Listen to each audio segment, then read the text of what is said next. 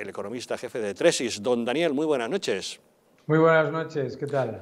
¿Cuál podemos decir que es la situación actual de nuestro sistema de pensiones? Bueno, claramente la situación del sistema de pensiones es muy preocupante.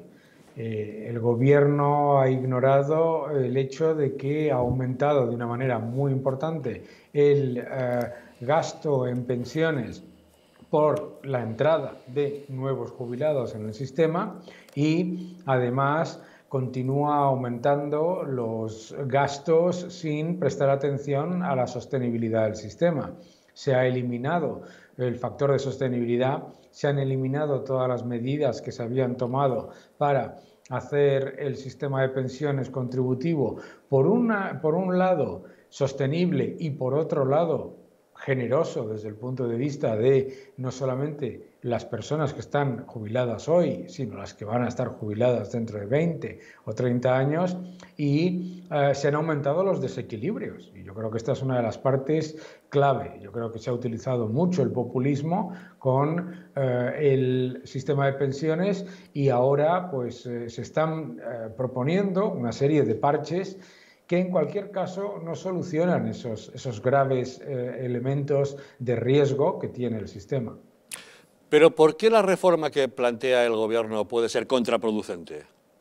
Bueno, la reforma que plantea el gobierno está básicamente orientada desde el primer pilar mal, ¿no? Primero, ¿por qué? Porque como comentaba Fedea y como han comentado todos los analistas independientes, parte de unas bases completamente optimistas en cuanto a ingresos y también en cuanto a la incorporación de nuevas personas al sistema de jubilación. Segundo, porque es profundamente injusta. La reforma que propone el gobierno significa que las personas que están trabajando ahora paguen muchísimo más por las cuotas de la seguridad social y sin embargo cobren mucho menos por jubilación.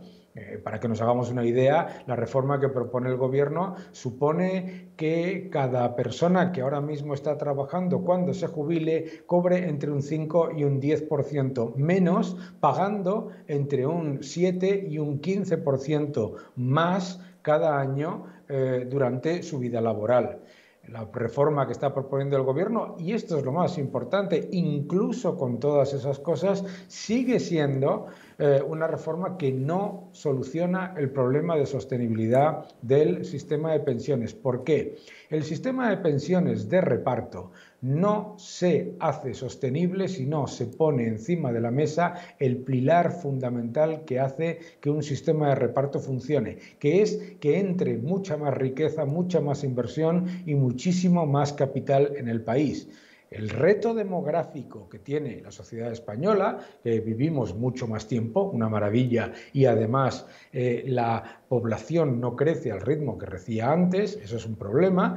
El reto demográfico no se soluciona con impuestos. Ninguna de las sociedades que ha intentado solucionar el problema del sistema de pensiones vía aumento de impuestos, primero ha solucionado el problema, segundo, en todos ellos se han llevado a cabo importantes recortes del sistema de pensiones. Recordemos, Francia impuso un impuesto para pagar las pensiones que pagaban incluso los jubilados, que pagan incluso los jubilados, y no solamente no se han evitado los recortes, sino que se han hecho más recortes y mayores empeoramientos del sistema de reparto. Lo cual nos muestra que la estrategia del gobierno, que es intentar solucionarlo todo subiendo impuestos, no funciona. No ha funcionado en ningún país de la eurozona ni de la OCDE que haya intentado ese sistema. La única manera de hacerlo es que el reto demográfico se cubra con muchísima mayor inversión y muchísima mayor entrada de capital. Es decir, que lo que no se está metiendo en el sistema vía aportaciones de los trabajadores y vía aportaciones de las cuotas sociales, entre vía muchísima mayor creación de empleo, de riqueza y de inversión. Eso es lo que el gobierno no solamente ignora, sino que rechaza. Y ahí es donde se produce el problema que Fedea y tantos otros analistas independientes muestran. Un par de preguntas muy concretas. ¿La revalorización de las pensiones debe ir ligada al IPC?